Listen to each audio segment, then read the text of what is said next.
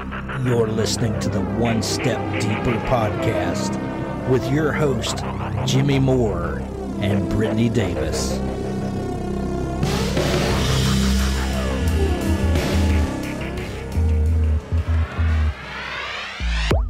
OneStepDeeperPodcast.com.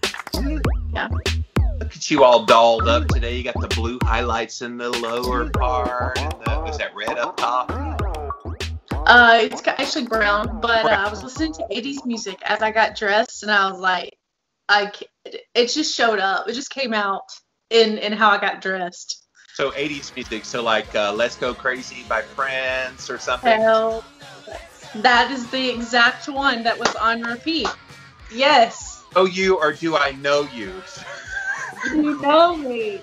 That is the one. I was dancing. I was actually trying to make a reel, and I was like, I don't have enough time for a reel, but I was like, this is my song. Yes. It's some artists are like that. They're totally timeless. But yeah, so fun here today. We have a topic today that I think people are going to really resonate with, and it may shock some people because everywhere you go online, you see this phrase, no excuses. There's just no excuses. And so we're going to talk about here in episode 19 here today, the bullshit that is no excuses. Now I want to get into that here in a second. Much this way. I'm kind of vibed today because I've been on my 80s music kick. So I'm a little upbeat today. Yes. And you got all the makeup on and got the cute outfit on. I got to see you a couple of days ago. So that was fun. Yeah, that was so much fun having you here. I was just thinking about all that time, and I don't know. I think the connection will be great for today. It was great. Yeah, I haven't seen people this year. So the Davis family was my people this year, and they invited a couple of friends over, and we had wings. It was beautiful. It was fun to be around people. And so, yeah, it's cool because a lot of people, they're like, well, just deal with it. Everybody's having to go through it, and There's no excuses why you should be sad or why you should. And I'm like, yeah, I've got a couple of words for you, and they start with fuck and end with you. I'm 100%.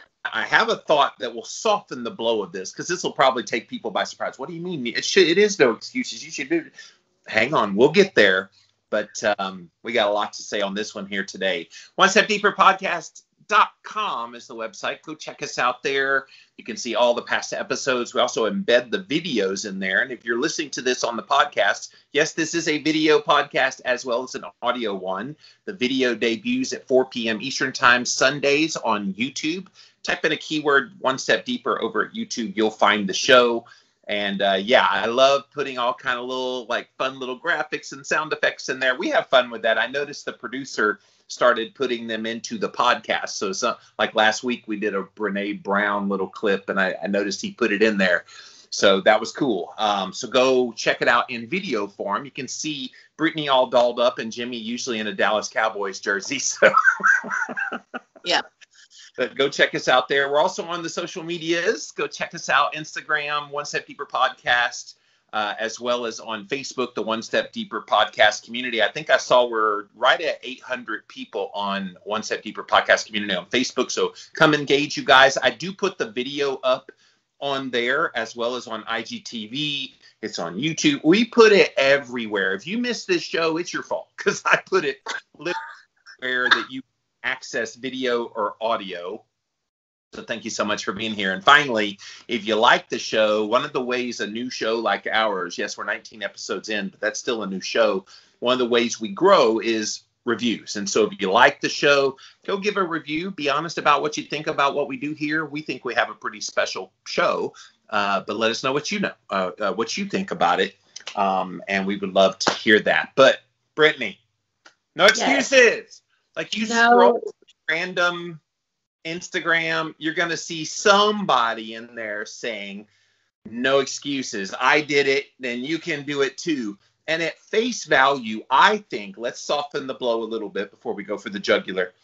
I think they have good intentionality when they say that, because there's a lot of people that, quite frankly, go through life and never challenge themselves. go through life thinking, okay, stuff's just going to come to me, and that's not how the world works. So when you say no excuses, it's to give those people permission to break out of that mold and try to do something, but it will be interpreted a different way for people like you and me who are go-getters, but the no excuses. So can you address that first? That way we can kind of say, okay, this is not what we mean when we say no excuses.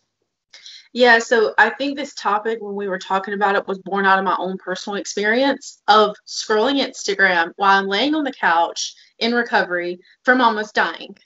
And time after time, every time I'd get on Instagram, you have no excuses, move your body, no excuses to eat right, no excuse. It was just bombarding me. And I got so angry. And I really started thinking about the other side of this. And I feel like if I scroll my Instagram far enough back, I probably said something similar in my coaching days. I probably did, because it's just something that's out there and it's said. And that's why I think you and I talking about it today, the opposite of it is so important, because when you scroll and you're in a place where your body physically doesn't work the way it's supposed to, when you cannot stand up long enough to go to the bathroom, much less stand up over a stove to make a healthy meal, and you see somebody tell you you have no excuses, it breaks you. Like, it broke me, especially as a perfectionist, especially as my personality type. It's because you had already beaten yourself up about all those things. Then all these no excuses people were just piling on to the mental game you'd already been playing. I know you and I had a lot of conversations during that time. I'm like, why are you doing that to yourself? Grace, my dear, compassion for yourself. Right. Yeah. Yes, I was so hard on myself already. So to have somebody tell me, oh, you have no excuses not to play with your children. Like, it broke me during that time. And I think my recovery and the huge emotional journey that I went through was probably because of this one statement that I kept seeing repeated over and over and over to me, that, oh, if I can do it, you can do it. And you know what it does? It just robs people of their own personal journey. Now, I know we're talking about health in your case, but any journey in your life, when someone says, well, because I did this, you can do it too. There's no excuses because I did it. And I'm thinking, all right, things may have fallen into place where it made it easier for you. You don't have this situational things that Brittany was going through with her health journey last year and almost dying. And even now still dealing with the ramifications of it. And that kind of no excuses still haunts you to this day. I know it does. From our You saw it the other day when you were here. You saw me go from jovial to just immediately, just everything drained out of me. And I'm just trying really hard. But I kept telling myself, I kept hearing that no excuses. I have a friend here. I got to pull it together. My friend drove all this way. I got to be a certain way. Like, all of that was still in my ear because it is so ingrained in our society. And I kept telling you, because you're like, I feel like I should be entertaining you. I'm like, do I look like I need to be entertained? Like, we were talking, having a good time, and talking with Wild Man and you, and the kids were climbing all over. I was having a great time. People were around. So you don't realize I was getting a lot out of that. And you're like, there's something more than he said. I'm like, why? Stop that. Okay. But no. I said no excuses. No excuses. There's no excuses. So one particular person on Instagram just rubs me the wrong way, and I finally just had to remove them. I just had to remove them because they were at the top, they were very successful, and I'm happy for them. But they came off as this arrogant of, I've gotten here, so there's no reason you can't. Yeah. And I just think about situational things and where we're born and demographic. I was born in a very, very, very low income family. I was raised in a trailer in the middle of nowhere. Jimmy accidentally ended up in the middle of nowhere where I used to live. I started from the bottom, and I do feel like I am on my way. But I would never look at somebody who started perhaps even lower than I did and be like, well, I got here, so there's no excuse why you can't get here. That's crap. We have to not condemn people higher. We have to lift people higher. Yeah, and I think there's a better way to do it than say there's no excuses. I think softening that a little bit somehow of, Yeah. I had struggles too, and I've been where you are. I know what it's like to be flat on my back, thinking I'm going to die. I know all the insecurities about, oh my gosh, I have all these hopes and dreams and wishes for a better future, but I just didn't know how I was going to get there until I did. So come Yeah. along journey with me. I'll help you understand all along the way how I got to this point where I'm at today. I didn't just wake up and boom, I was here in this successful place. So there's no excuses for you. That's utter bullshit. We're going to tell you success. And then that way you see it more clearly. Would that work? Absolutely. That is me. That is what I do. That is my presence on Instagram. When I start posting things, I show people the days that I am down, I'm sad, I don't have makeup on, I'm crying on the couch. I show people those days because to get to where I am now, I had a lot of those days. I spent most of my days that way, and now I feel like that 1% better that I've pushed towards, and it's gotten me to where maybe I only have one of those days every other week rather than every single day or 5 days a week. Like it becomes less and less as you push 1% better and you keep going. But I'm not going to get to the end and be like, well, I'm happy today, so you should be happy. No. Yeah. And I wish people would mind their own business, because I think at the end of the day, we're all at different points in our life. And I'll just be blunt about one of the things that I've been dealing with. So I gained weight over the past year and a half, last year with the C word and and some things I've been going through in my life that about, very few people know about, but stuff. And it's like people are like, oh, see, Jimmy Moore, keto doesn't work for him anymore. There's no excuses why it shouldn't be working. Da, da, da. They have no clue of the context of what I've been going through that could be exacerbating the issue. And it is exacerbating the issue. And so context is everything. When you say no excuses to someone that just got out of the hospital, that almost died, was 23 days in the hospital, like, that's just insensitive to people where they are. And so if you meet people where they are and you say, oh, wow, I've been low, maybe not that low before, but I've been low. Let me empathize with you at that lowness, so that then as you start to come back, I encourage you, not with no excuses, but to say, you've got some excuses, but let's work on reframing that excuse into something positive that will help you progress forward. Yeah. So my husband loves when I would read no excuses and then it would just come out of my mouth and I would tell myself this and I tell myself out loud to my husband.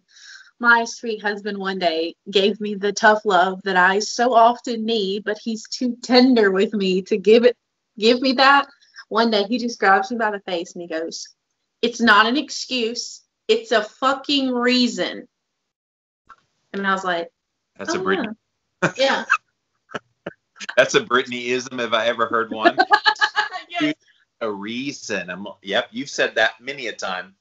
Yes, I got it from Wild Man that I had a reason, a legitimate reason. It wasn't an excuse. My life was turned upside down. I almost died. Big fucking whoop that I'm not in the gym every single day. Like, I'm just trying to live here. I told you I was fired up today. Let me hone that back in a second. You know what? The biggest person that tells you no excuses is Brittany's conscious. I have had many a talks with you, many a day, and you're rolling your eyes at me. But I've had many a talks with you, many a day, where you're like, well, Jimmy, I just know that I need to go to the gym, and I'm hurting though, but I know I need to go because I'm going to get behind it. And I'm like, who's putting all this pressure on? Who the hell is telling your head there's no excuses when you do have a reason, as you keep saying? You had big reasons. When you're in pain, you don't go make yourself in pain by working out. At that point, you rest, you relax, you recover, then you hit it. Yeah. So there is excuses if you want them to be, but excuse has a negative connotation. Well, it's an excuse you should overcome. And it's like, no, I like Wild Man's, you have a reason. Yeah, you were cut open last year. You're still dealing with the ramification. You had pain the other day when I was coming to see you. And I could see all over your face. I know you well enough that, oh, crap, something's happening. What's going on? And you're like, I'm in pain. I'm like, Yeah, I know. I could see it. Yeah, so shifting real quick, it's like it just came to me. This no excuses thing, wow, was born out of trauma. Hold on, let me rewind. This literally just came up. That. So, when I was a kid, I was sexually abused at age 12. The story came out to the whole world in my small town when I was 15. Well, at 15, that would have made my brother around 11. And everybody gave him excuses why he wasn't getting his homework done and why he was acting out and why he was doing this. And everybody gave him excuses, whereas I was still expected to make perfect grades. I was still expected, even though the sexual abuse happened to me, it was his biological father, not mine. And but they gave him, like, my grandparents, I remember, like, a really just ingrained in my brain, my grandfather saying, well, that's his real dad. And I'm like, hello, I've known this man since I was a year old, but they gave him excuses and I got no excuses. And it just, like, really messed up my brain. And so here I go, fast forward. My trauma brain is reading people telling me no excuses. Like, I just went through some trauma. Can I have a minute to have a reason why I'm not performing perfectly right now? Well, there you go. There's a story for you. Sounds very similar to me, because I also had weird dynamics of my dad, and there's another kid by another woman with my dad. And he was treated far differently than me. And I remember one time I was, like, in the midst of my getting beaten. I was maybe 16. So that would have made my brother 10. And he's like, you need to get your life together. He was telling me this at, like, 10. And I was 16. You need to get your life together. You're ruining your life, because Dad would always be berating me, and then he never got it. So in his mind, he was, like, subliminally saying, no excuses. My life is fine. I'm not getting beat. You're getting beat. So you must be doing something that's making that happen. Get your life together. You've ruined your life. I was 16 years old, and this 10-year-old's telling me I've ruined my life. It's hilarious as hell. Yeah, and as you're saying that, I think about maybe women or even men who are in an abusive relationship. And people just like, why are you still there? Like, no excuses. You need to get out. And that's not how to help somebody in that situation. And so that's why this no excuses is just utter bullshit. It's just such bullshit, and we have to move away from it. And I'm not saying that we have to be, like, coddly, because I'm not really a coddle person, but it doesn't have to come off so hard. It doesn't have to come off so, ugh. Well, no excuses has become a tautology. It's just one of those things that you say that sounds good at face value, but if you really examine it on a deep level, no excuses is just like one of the most horrible things you could say to somebody. It lacks empathy. It lacks any kind of compassion for that person. It shows you really don't care about the, oh, no excuses. Even though it's all under the guise of, I want you to be better. I think you can be better. Go get better. And it's like, those things sound good, but for the person that's hurting, help them heal the hurt first. In your case, heal that trauma that led to this response, and then go in with challenging. I think they're challenging at the wrong time. When they say no excuses, it's a challenge that needs to be heard, but it's got to be appropriately timed for when that person's ready. Yeah, I'm all about a challenge. I prefer to challenge myself every single day. And when I'm on here or I'm on my Better with Brittany show that I do, or if I'm writing a post, I love to give a challenge to people. Mondays at 9 a.m., by the way, becoming.Brittany Lee over on Instagram. Shameless plug.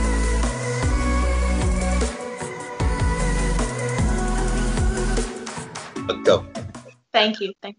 But I love to give a challenge or ask a question or to provoke some thought process when I do anything.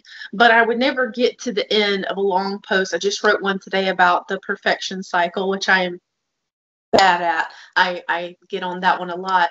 But I wrote about that, and at the end of it, I challenged, instead of saying no excuses on being the perfection cycle. Like, that doesn't help anybody. Like, give them a reason, give them a motivator, a push, give them progress, not perfection. Sorry, it's on the brain. Yeah, well, I mean, you're shaming people when you say no excuses. It's almost like, well, if you have an excuse, well, that's bad on you. You need to fix that. And no, I think sometimes we need to give people that little bit of rope. And again, that grace and compassion of understanding where they are in their journey. You would not go to a 600-pound man who has type 2 diabetes, is basically about to have a heart attack, and say, there's no excuses why you can't get healthy. He would just like roll his eyes at you and go, again. So you have to give him, okay, you know what? You're not feeling good. Let's just do a few small changes and let's see how you do. And then he starts feeling better. And then you go, all right, here's a few more small changes. Then he's starting to lose weight. He's starting to get healthier. Then when he's kind of bought in, then you go, no excuses why you can't go even harder, And he's like, you're right, let's go. It's the right timing at that point that then no excuses becomes a motivator, not a deflator. Yes, I was writing it down. So I didn't forget it, because I do. Shame kills motivation. So when you're coming at someone and you're shaming them with this no excuse, which is what that is, that was great. You're shaming them, and there's no motivation in shame. Like, we talked about this several episodes back of you can't change what you hate. If you're coming at someone with shame and they feel shame for something that's wrong with them, or something they're not doing, or they feel shame, that doesn't motivate them to change. And so maybe we should come at this a different way, like you were saying, and just be motivating rather than shaming people. And I mean, I love a good challenge like the rest of them. I listen to the hard asses, David Goggins, Tony Robbins. I love the people that are in your face and push you, but they never say, I have never heard, I listened to a couple of videos recently. I've never heard them say, well, I got here so you can. They say, I gave myself no reason that I couldn't succeed. They turn it in on them, and it becomes a personal responsibility. They became the example for you to be encouraged by, not the challenge to be discouraged by, of no excuses. I did it, you can too. No, I did it, and man, it empowered me when I did that, and I showed myself how much stronger I am than I ever thought I was. Man, come, David Goggins would be like this, man, come get a taste of this, man. This is good stuff. Yes, I love his story. And when he tells about the 100-mile marathon that he did, and he got to the end of it, and he had 30 miles left to go, and he's literally like going to the bathroom on himself at this point, because he's pushed himself so far, but he was going to finish this 100 miles. He needed it, like he had to. And I cleared 70 miles in like 12, 13 hours pretty quickly, but I was done. My feet were broken. I was stretch fractures, shin splints, muscles were tearing. I was in bad shape. I was eating Ritz crackers and drinking Mileplex. That's all I had. No water, didn't know what the hell I was doing out there. Had on some tube socks. It was just ridiculous. It was a clown show. So I sat down at mile 70, and at this time I was married. And I look at my wife, and I was like, I'm messed up bad. So I literally start to turn white. And when a black guy turns white, you're pretty fucked up. So here I am, I'm all fucked up in this chair. I'm at mile 70, I got 30 fucking miles to go. I'm jacked up. I got to go to the bathroom, and the bathroom's like 20 feet from me. It's a porta potty. I can't get out of the fucking chair. So I'm peeing blood down my leg. Whoa. Pooping up my fucking back. And I got 30 miles to go. And I can't stand up because my blood pressure's all messed up. I've been in 3 hell weeks, Ranger School, overcome so many obstacles in my life. This last 30 miles of this race is when I realized a human being is not so human anymore. We have the ability to go in such a space if you're willing to suffer, and I mean suffer. Your brain and your body, once connected together, can do anything. And this 30 miles was the life-changing moment. I was out of it. I was in the worst pain in my entire life. I was, to me, on the brink of death. And I was able to chunk this 30 damn miles into small pieces. I was so driven. And I'm not going to say motivated, because motivation's crap. Motivation comes and goes. When you're driven, whatever's in front of you will get destroyed. He gave himself no excuses. But he never said, I've ran 100 miles at once. You must do that too. He's never said that. He said, this is how I gave myself no excuses. I kept pushing myself through the hard, and this is the reward of it. And he inspires, like, instead of discouraging people, he encourages people to say, hey man, I know my life and what I do, it's not for everybody, but you can do something, to encourage people. When you put that onus on yourself of saying no excuses to yourself, which you're one of those people that does that. I have a friend on Instagram. She had a traumatic brain injury about a year ago. And so when you watch her, she's amazingly inspiring, but you can see she has that no excuses mentality in her head. She's all the time throwing a medicine ball against the wall, and she's jumping over things and climbing up and down and flipping tires. And I'm looking at her and going, that's going to break her at some point, because that push for no excuse. And guess what? Just this week, she said, it broke me. I'm doing too much. So the no excuses motivated her, but to a detrimental level that now she's like, I want to be held accountable that I'm not doing too much, that I allow myself to have a few excuses, because her TBI symptoms are getting worse with the excessive amount of what she was doing. And so there's a balance there that, again, needs to be talked about. I can definitely understand where she's coming from, because I do this. Yes. As a matter of fact, I have done this recently. This year. I started January with not like I'm going to get healthy this year. Just it happened to fall in January when I was done. I have gained weight last year after the hospital, which I desperately needed. And from my average weight, like what my average weight before the hospital, I really only gained like 10 or 15 pounds, which I think is what worldwide, I think most people are dealing with like a 10 to 15 pound gain. Okay. And I couldn't get it off, and I couldn't get it off. And no matter what I did, I couldn't get it off. And so in January, I said, all right, no excuses anymore, Brittany. You're going to work out. You're going to eat right. You're going to move your body. You're going to do all the things.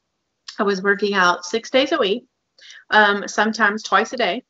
I was eating very healthy and very clean, and a lot of information here, but I lost my period. I had to reach out to a coach because my body started shutting down. I developed like horrible back pain. I was on ice on several of our podcasts. Yes. Because I pushed myself too far and my body wasn't ready. My mind was ready, but my body wasn't ready. And that's a really crazy place to be, by the way, when your mind is ready, but your body is not. But my mind was so... Yeah. Your mind was doing more than being ready. Your mind was pushing you to do what your body was not ready for yet. And so that your mind was telling you no excuses. And I remember you and I would have conversations. I'm like, Brittany, why are you doing this? You need to heal some more. Oh, but no excuses. I got to go do this. I got to get to the gym. And I was like, I don't think that's going to end well. And then guess what? It didn't end well. It didn't end well. I actually have not been in my home gym in 12 days, like almost 2 weeks. When I was there the other day, I meant to have you show me where that was. It's the garage, right? It's in the garage, yeah. But I haven't been in there because either my back's hurt or my neck's hurt, or I have no energy. And I am still dealing with the repercussions of pushing myself so much that a 1 week break was not enough. And I'm at the 2 week mark, and I still don't have it. It was so bad, and when I knew I needed to take a break, I took pre-workout one day, and I felt nothing. I was like, oh. I just felt normal, is what I'm saying. Like, I didn't feel that push, that energy. I just felt like a normal energy. I was like, oh, yeah, I need to slow down. So anyway, just take it from me as a personal experience that I have given myself no excuses in my brain and push myself to that extreme, and then I crash. And that's the problem when you push hard. But let's do the flip side of that, just so we're being fair to all sides of this. Yes, you can push yourself hard. As type A's, we are known to do that. And even, and I'll get to the alternative part of this, even I've done this a little bit. no excuses why, even though I've had some stuff I've been going through, why can't I continue my work, continue to do all my things? And I was very active on Clubhouse. We're over here on the Keto Clarity Clubhouse, by the way. Hello, you guys. If you want to engage in the show, we'll bring you up. If you want to come up on stage, raise your hand. We'll get you up here in a minute about this idea of no excuses. We'd love to get your thoughts. But yeah, I've done backing away from a lot of things like Clubhouse. Haven't been in it over a week. Going to come back soon. But like doing so much of the stuff I was doing, and it was because it was like, yeah, I'm going through some stuff, but that's no excuse. And so I was doing that a little bit. But let's do the flip side of that, because type A's are very easy to make themselves say no excuses. What about those people that no excuses is where they live? I mean, or excuse me, excuses is where they live. They're happy to excuse away every little thing so they just skate by. It's like, does no excuses work with those people? No. No? You can't no excuse somebody who lives in excuses. You can't do that. I think about one, I won't name them, but one in particular person in my life who has been given excuses their whole life.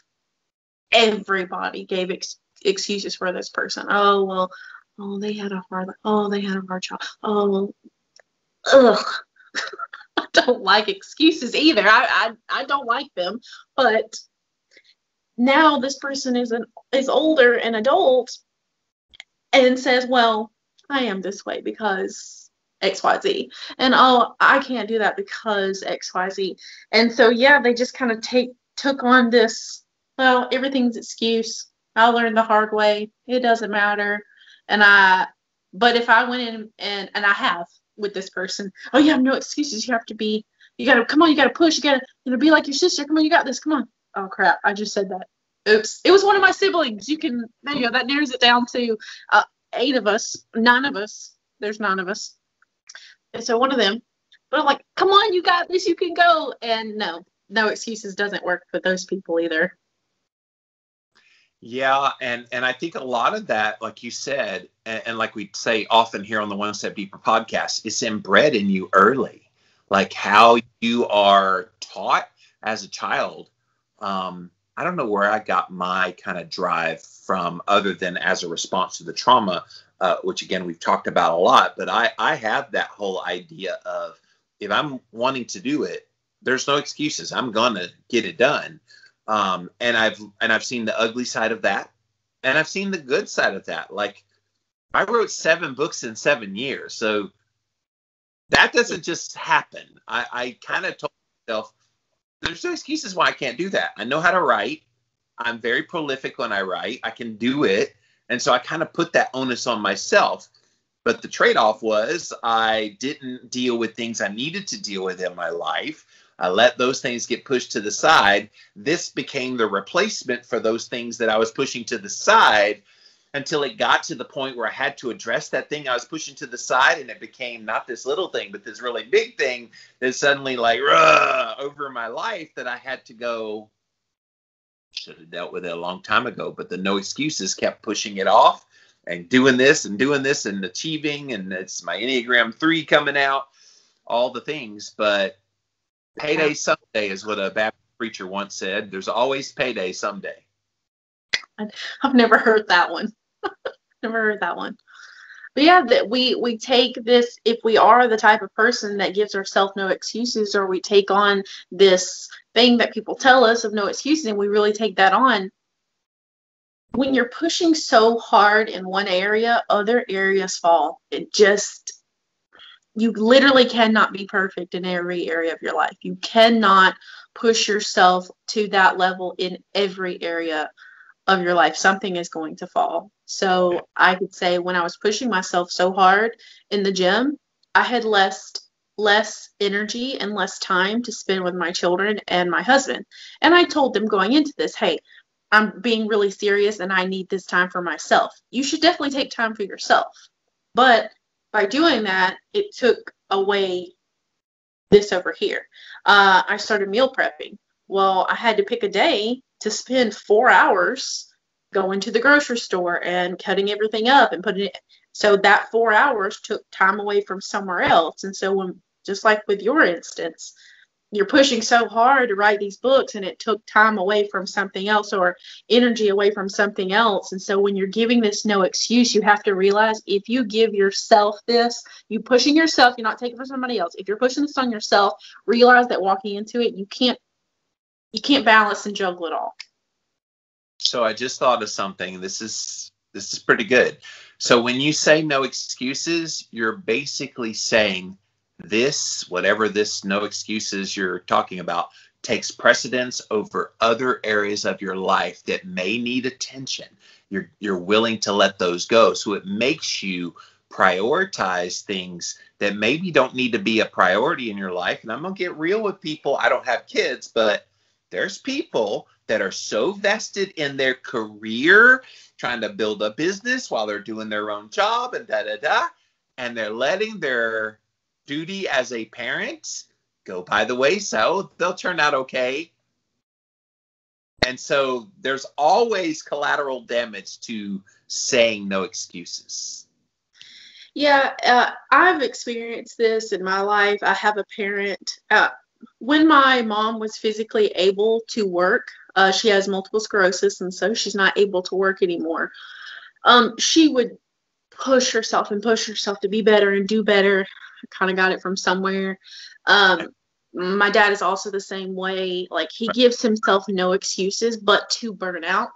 Like, he will push and push and push. And he's amazing at his craft, at what he does. He is top in this area. He's phenomenal. But at what cost? And so I have been really hard on my husband about this same thing, because my husband, well, he's just like Jimmy. He will work and work and work and work.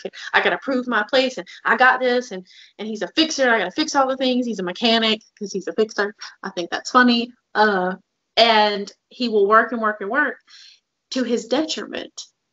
And at the same time, while he's excelling at work and he's at the top of where he could be at work, what's the repercussion of that? What happens in the home front, when your kids don't get a lot of time with you? And so he has learned. Now, when we first got together, man was working 90 hours a week. I'm not even kidding. He was making no money, working 90 hours a week. And slowly but surely, he's made his way down, where now he averages about 60 hours a week. That's a lot of his wife going, come home and take these children. I'm just kidding. Yeah. I love him, girls. Hey, you would take more than that if you could. Yes, exactly. And it's working its way down even more. But it's all about this personal experience where I watched family members and I watched other people around me sacrifice so much to be so good in one area that this other area fell. I mean, I think that's why divorce rates are so high. We get so involved in this one thing that this falls. And so I'm not good at balancing everything, guys. I am not trying to tell you I'm good at anything, but I prioritize certain things. I will shut anything down if it affects my marriage. Jimmy knows this, because I've told him if the podcast or any other project that we're doing together gets in the way of my marriage, I'm not willing to sacrifice my marriage to make it happen. My time with my children are so important. And the only reason why I say these things is because I've seen other people lose their children or lose that time or lose all of these things. Ooh, I'm not emotional. I'm okay. It's okay to be emotional about that. And I love it like that. Yeah, you're right. We have certain non-negotiables. And for you, it's wild man and those kids. And nothing will stand in the way of that. There's no excuses why you can't be a successful entrepreneur. You're not really interested in that as much as you are being a good mom and a good wife. And I think that's beautiful. That's what grounds you. And this is the other part of the no excuses, the bullshit of no excuses is people don't know your goals. Your goal is happiness with the husband and the kids. That's your goal. And that's where you are. And you even told me recently, I don't really need anything else. I've got what I want. And yes, I like podcasting with you, but I don't need it. Yes, I would like to do some other things, but I don't need it. I'm happy where I am. I'm content where I am. And we had like a nice long conversation recently about this topic of hey, people, you could be telling yourself no excuses why you can't be doing more. I don't really need more, except Jimmy Moore. I don't really need more in my life.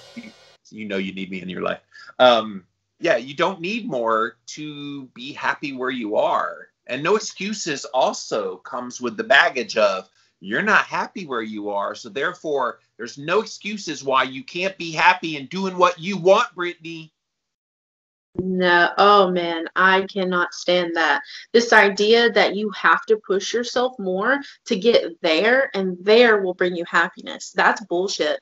That we've talked about this. That is bullshit. You saw that with your weight loss journey. You said that story recently on one of the episodes we did where you said, hey, I had this goal to lose weight on keto, and you did. You got all the way there and then went, now what do I do? Now, what's like? You were like a stranger in a strange land. That's the end of no excuses. That's what the end looks like. When you give yourself no excuses to reach said goal and you get to the goal, you're like, now what? And you lose yourself, which I did. I gave myself no excuses for 13 months. I pushed so hard. I tracked my macros. I walked. I did all the things. And I get to the end. I'm like, okay, I've reached it. Now what? I'm not happy. I don't love myself. This didn't fix my emotional baggage. This did nothing for me. I pushed so hard in this area that I forgot to work on all these things. And here I am, and I have no idea who I am or what I am or what my style is. Like, I didn't even know how to dress because I had always been overweight. And so I was like, I want to look cute, but I don't know how to look cute because I've always had to wear frumpy clothes. Like, and then that was the end of no excuse. When I gave myself no excuses and I did get to the end, I did push myself, I didn't know who the hell I was. I looked around and I was like, oh, I've kind of neglected some things. So, yeah.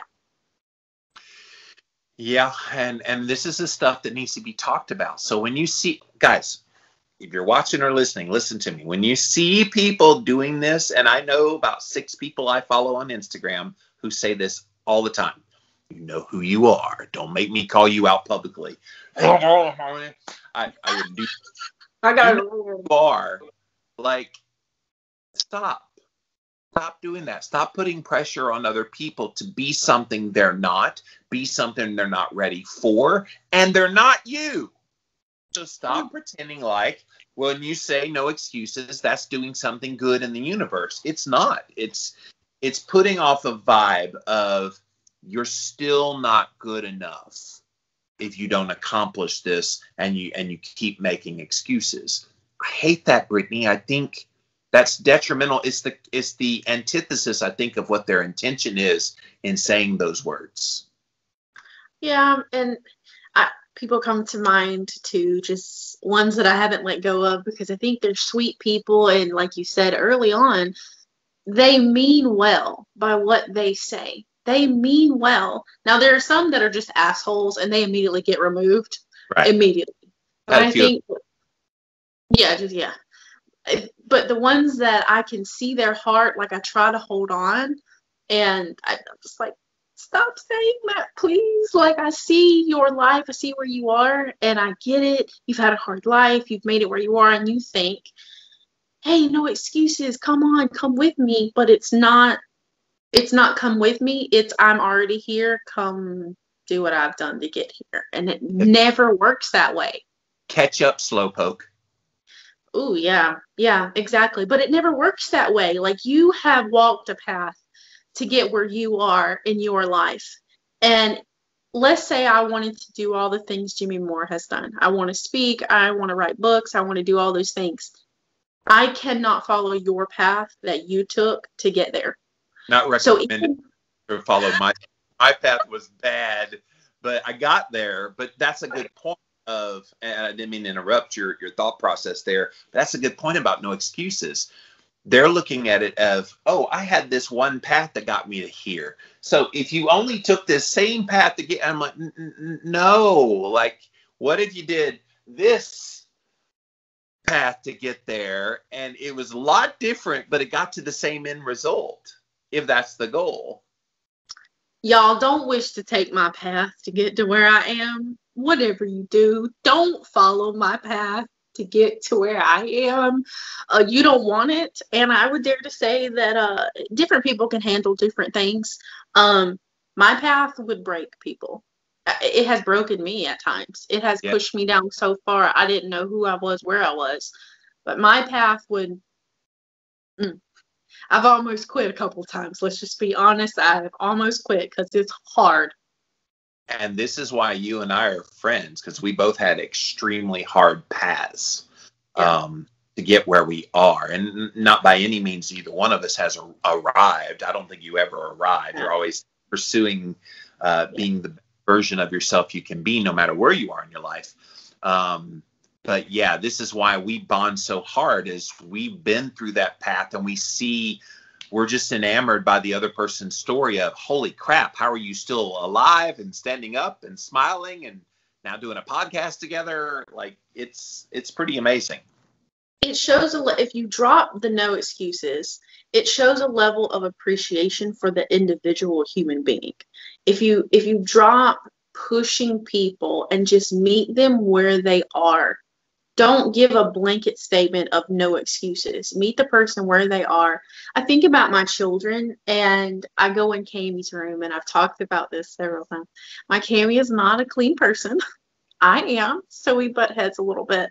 But if I was to go into her room and say, well, Mama is clean, so no excuse why you're not clean, what would that do to her? What would that do to her? Instead, if I go in there and I meet her where she is and I say, okay, I get it. Your clean does not look like my clean. Show me what you have. Show me what you've got. Show me your clean. And just meet them where they are. And you got that no excuses hammered into you when you would bring home all 100s and 197. And they said, oh, what's wrong with that 197? You're going to be in trouble because you got a 97. You didn't make 100 out of that one. And so you were basically told there's no excuses why you can't be perfect in your scores in school. What did that do to Brittany's brain? Like, it really pushed you to this flip side of I always have no excuses. That's what your brain did, which is why at 28 years old, you're still telling yourself, there's no excuses, Brittany, let's get it done, because you're still hearing the reverberations of that trauma. What makes that 97 even worse and scarring in my brain is I got it in gym. I had a perfect score in English, in math. I never missed a question, ever, on my homework and schoolwork. I was perfect. It literally was. But I got a 97 because one day in gym, I didn't dress out because I forgot my clothes. And I got a 97 for it. Yeah, you never told that part. So academically, you were perfect. Yes. A wardrobe malfunction led to the 97 in gym. Wow, no context for that 97. Well, that makes it even worse that they punished you for that. Anyway. Wow. And I definitely would never say that it was actually their fault because they were running late and so I was running late. But I would never say that. Hey, Brittany, no excuses. No excuses. Sorry, yeah. Couldn't resist. That was great. It was great. Could not resist. What else have we not said about this no excuses thing? I think we've hammered it pretty hard. Yeah, I think we've covered it. Man, no excuses. It's something I'm glad we addressed on this show because I feel like people say that so often. And again, they mean well, but I don't think they realize the subliminal message that comes with that of you're not good enough until. And it also tells people, get ready. You need to be ready. And it's like, maybe they're not ready. So, yeah. I'm so glad we hit this one because it needs to be said out loud. When you hear no excuses, maybe it's the right time for no excuses, or maybe it's all right. You're allowed some excuses right now. Let's love you where you are and grow you to the point where I can push you and say no excuses. Absolutely. Yes. All right, guys, that's it for episode 19 of the One Step Deeper podcast, the utter bullshit of no excuses. had a lot of fun talking about this one here today. You want to close the show, or you want me to handle that? Help me out if I mess up, okay? You got that? All right. Make sure you're on onestepdeeperpodcast.com. That's where you can find all the past episodes. We air everything on Sundays at 4 o'clock Eastern Standard Time. I got that one. On YouTube, and all the videos are there. All the podcasts are there in video format. Obviously, we're a podcast. Find us where you listen to podcasts: Apple, Stitcher, and my favorite, Spotify. And of course, you can listen on Alexa. Let me whisper that. Alexa. Make sure you check us out there. Our socials, Facebook is One Step Deeper Facebook community. We have, I think you said, what? 800. 800, yeah, 800 people there, and that's a great community. Great start. Instagram, One Step Deeper Podcast on Instagram. And on Instagram, if you follow us, we also post all kinds of helpful quotes and just the same kind of stuff that we do here on the podcast. We post that kind of stuff to keep you motivated, keep you going, and on your personal development journey. What did I miss? No, I was going to say, I've been writing a lot of inspirational posts lately. Just when it rains, it pours out of you. I know you're that way too. You've got a lot of inspirational kind of moments that you write, and it's like, so I had like several this past week. Go back and read those because of the things I'm going through in my life. It's situational. There's no excuses why I can't do that all the time. Yes, there is. Sorry, this is going to become our running joke now. There's no excuses, Brittany. No excuses. I know you hit it all. You got it all there. And we have some good stuff coming up. We're going to be brainstorming here very soon, you guys, about what will go beyond the next couple of weeks, which we have planned. And then it's a blank slate. We're going to come up with things. So if you have ideas of something you want us to talk about, we would love to hear your ideas. Go ahead over to onestepdeeperpodcast.com, and there is a contact form there. You can send us that and let us know what you want us to talk about. But it's always a pleasure, Brittany, being here on the show with you. Thank you for being my friend and encouraging me along the way. I don't think you've ever told me there's no excuses why you feel that way. There's no excuses why you can't. You've never done that to me, and I don't think I've ever done that to you either. So, number one, I know better because I know I will get bitch slapped if I do that. I will bitch slap you with my words if you do that.